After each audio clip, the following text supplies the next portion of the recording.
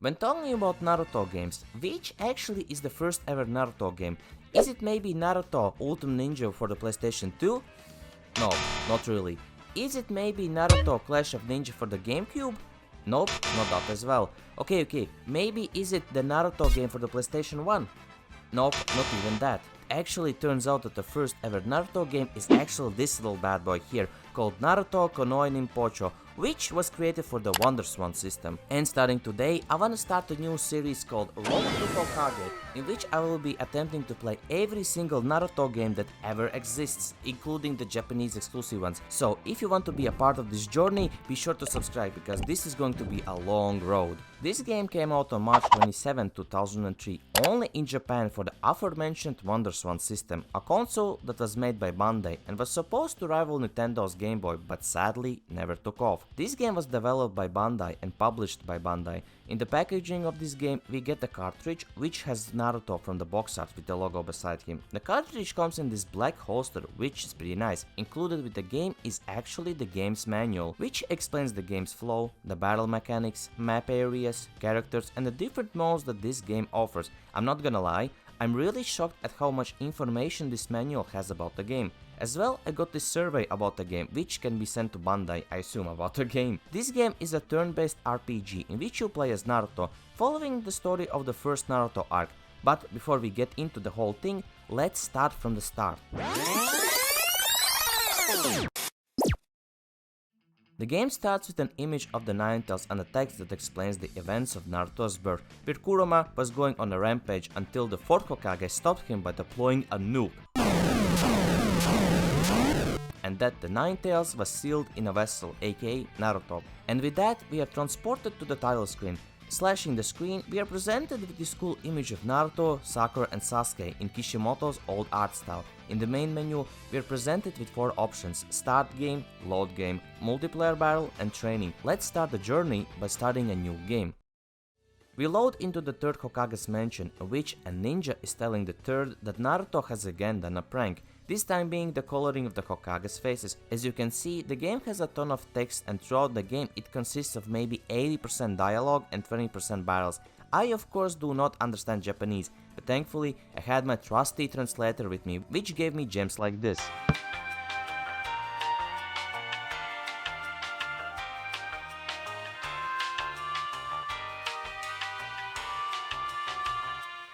After Naruto gets caught and scolded by Iruka, aka Dolphin, Naruto is sent back to school for class. After Naruto sneaks out of the classroom, Naruto gets ambushed by Iruka, and we are brought to the battle aspect of this game. So, in battle you have multiple things.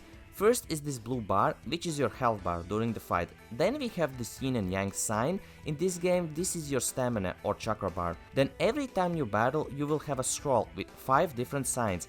Each sign corresponds to different types of jutsus. You have your attack jutsus, buff and debuff jutsus, and special character jutsus like Naruto Shadow Clone Jutsu, for example, which only he can use. To use a sign, you have to spend 1 chakra token in order to execute it.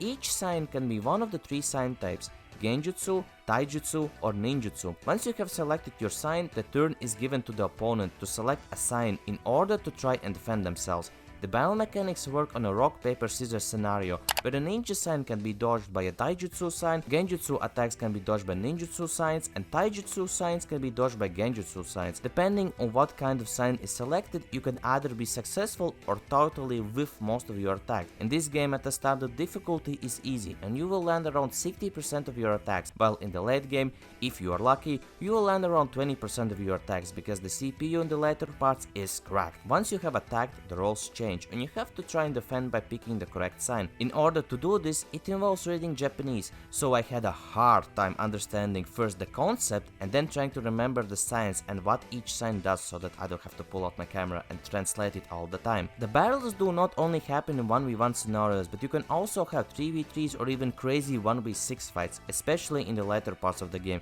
We are just getting wrecked. There's also this little neat feature where if you have increased your chakra bar by a certain amount, either by deploying a sign that increases it or by skipping turns, you're also able to mix multiple signs to create devastating jutsus.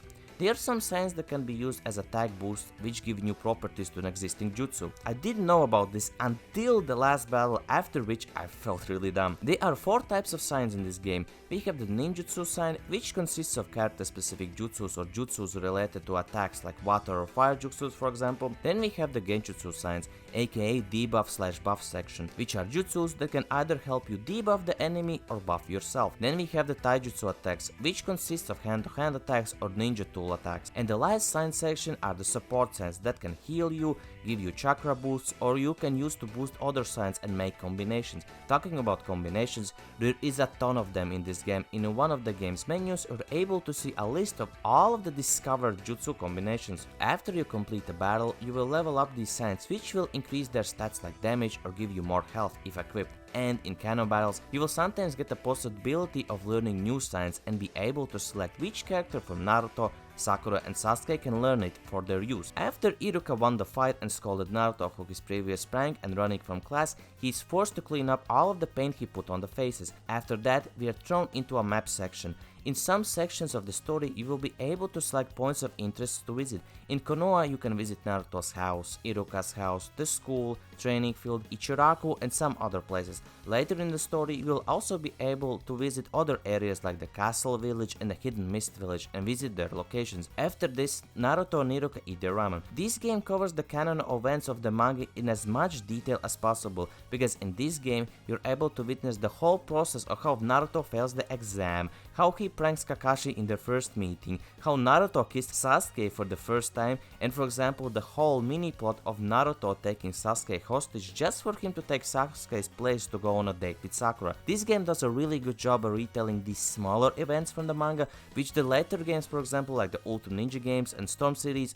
miss. Regarding the story of this game, I would separate it into 3 parts. The first part is the start of Naruto, that we just semi-covered. Naruto pulling the prank, failing the exam, learning Shadow Clone Jutsu and beating Mizuki, getting assigned teammates and having a meeting with Kakashi and doing the bell challenge, which in itself is pretty cool, since you have to hunt for Kakashi in a forest and by performing character placements, you have to guide him into a dead end in order to fight him. I also have to note that the more you follow the story, the harder the challenges get bit by bit. Then comes the second part of the story, the filler section, which I actually enjoyed a lot. After the bell challenge, instead of rushing straight to the land of waves art, we're able to do some D-rank missions with Team 7. Team 7 goes to the Hokage's mansion to receive a new mission. This time we are able to select one of the 2 options. One of them this time is to look for a missing cat, and the second one is to help out with a request regarding a grandson. The interesting thing is that it doesn't matter which mission you choose, you will eventually have to complete all of the D-rank missions, only the order how you do them change. First mission I chose was to look for a missing cat that this lady had lost. Yeah, this is the same lady who requested help from Naruto in the manga as well, so I assume this one is not a filler mission.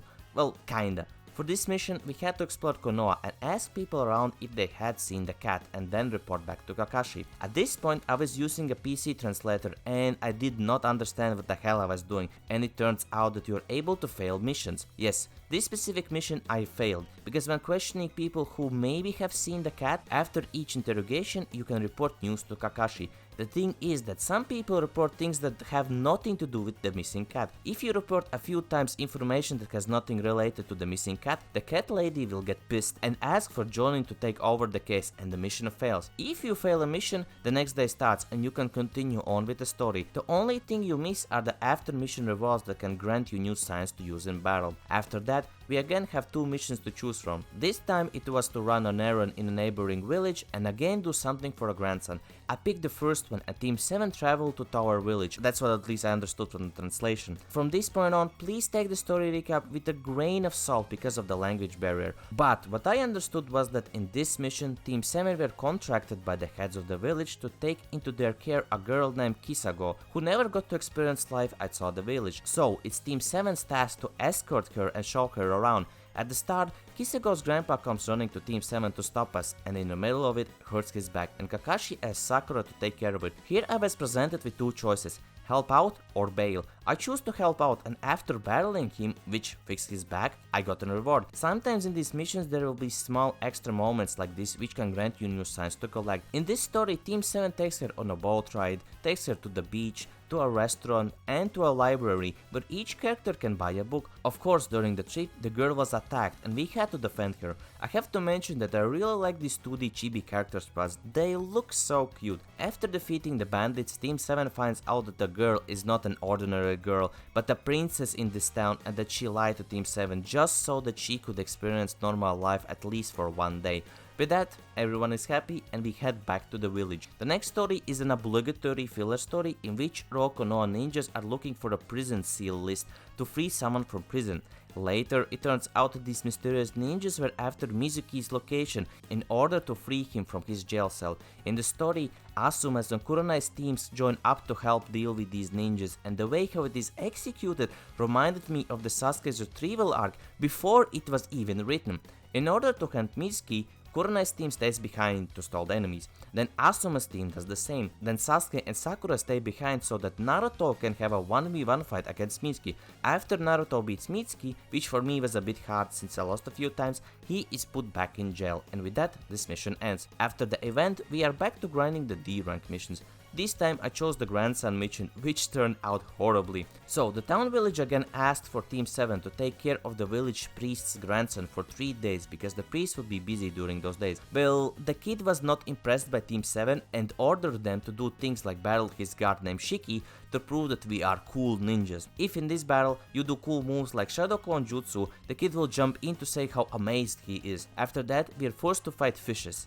Yes, we're actually fighting fishes this time to show how worthy of a ninja we are to him. The next day, we take the kid on a trip through the town where, when we went into a restaurant, the grandson needed to go to the toilet and he went with his guard. But once the guard came back, he told Team 7 that he had lost the kid and now we had to find him. Funniest thing is that I looked everywhere on the map and I could not find him, and by accident, when Kakashi asked me if I wanted to continue, I pressed leave, which failed the mission, and the kid was never found. At this point, I had a missing cat and a missing child.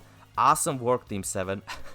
I did not get a penalty or anything, I just missed out on a potential cool sign. Then, the next story mission which was obligatory was that a samurai was in a village and she wanted to fight a worthy ninja. Once we got to her, she wanted to fight Kakashi, but Kakashi allowed Naruto, Sakura and Sasuke to deal with her. Sadly, this fight is rigged and you will lose either way.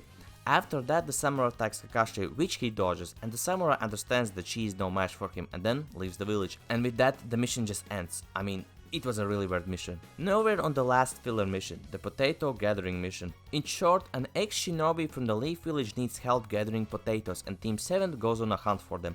In the process, Sasuke and Sakura fall for traps and are stuck until Naruto rescues them. In this section, you have to press the action button until you can pull them off the ground. Once Naruto rescues them, they suspect that something is wrong with this mission.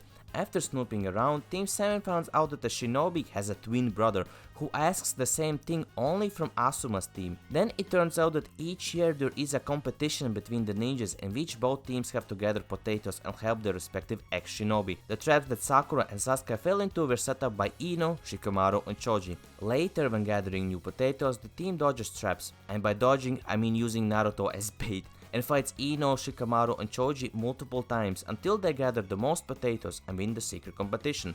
I also have to mention the cool OST that plays during all of these sections in battle and a free roam. I mean, it's absolutely sick.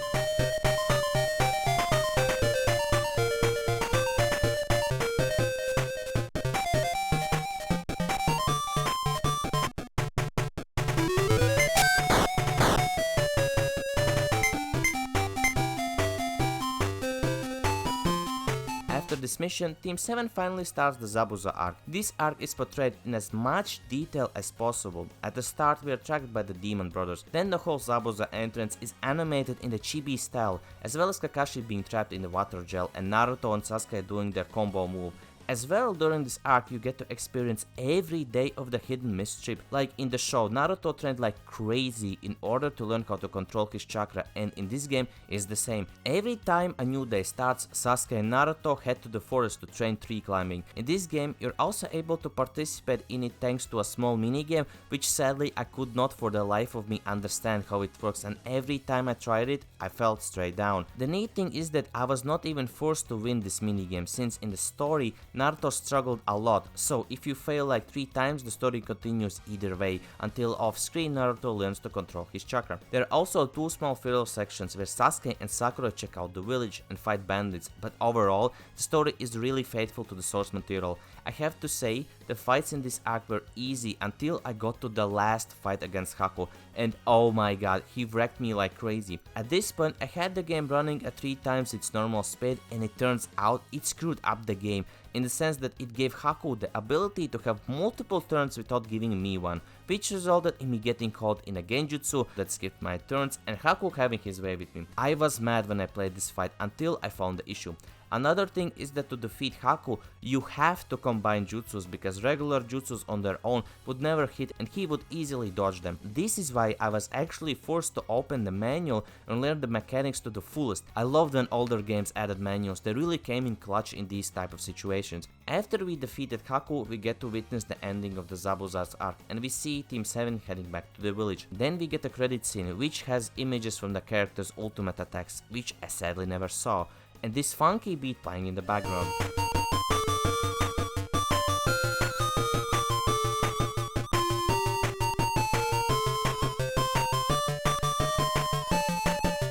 The jutsu images in this game look awesome, and I can tell that the inspiration was certainly taken from Kishimoto's manga design. After the credits we get this image of Naruto and the iconic sound effect. After finishing the game, there is one extra mode we can play, but not really. The WonderSwan system has the ability to play games in local multiplayer. In this game, you're able to create your own ninja, assign jutsu signs to him and battle with another player in local multiplayer setting. Sadly for me, my poor red ninja was stuck in the ninja academy running endlessly. Outside of the multiplayer battle, there is also a training section in which we can essentially talk with Iruka, and he will try to explain us the battle mechanics, how this game works, and even try to attempt a 1v1 battle where he will teach us the battle mechanics of this game. For the first ever Naruto game, this is not a bad game at all. The game portrays the canon story really well and introduces interesting D-rank missions before the Zabuza's arc, which flesh out Team 7's chemistry, since there is a ton of banter between them in all of these missions. This is something that in my opinion was missing from the manga. More time dedicated for Team 7 to explore the world and get to know one another better. The battle mechanics are interesting, reminding me a bit of Pokemon with its rock paper scissors system, but the difficulty in the story towards the end, at least for me, was a bit too much. The biggest issue for me as a non-Japanese speaker, as expected, is the language barrier, which for this game is a must since every detail and information is presented in text boxes and not actions. I personally really enjoyed this game, and by being the first ever Naruto game, I would rank it in the B tier. The battle mechanics are unique for a Naruto game, the story is presented really well in detail, and the filler missions are actually fun. The fact that you can fail missions and not receive a game over screen was pretty interesting to me. Plus the OST in this game kinda slaps, I ain't gonna lie. Oh, and as well, in total it took me around 16 hours to beat the game. I mean, if I would understand Japanese it would probably be faster, but yeah, 16 hours, that's a lot. Thank you so much for watching this first ever Road to Hokage video. If you like this video and wanna see more videos like this for the future Naruto games, be sure to like and subscribe, because this journey is going to be a long one. But before I go, I wanna give a big shout out to Soulpix, Z-Center, Mati, Dupa, Deckpots and Shyness Boy for being channel members while I'm currently making this video. Thank you so much. But yeah guys, that's kinda it from me, and I'll see you in the next video. See ya, bye bye, take care everyone.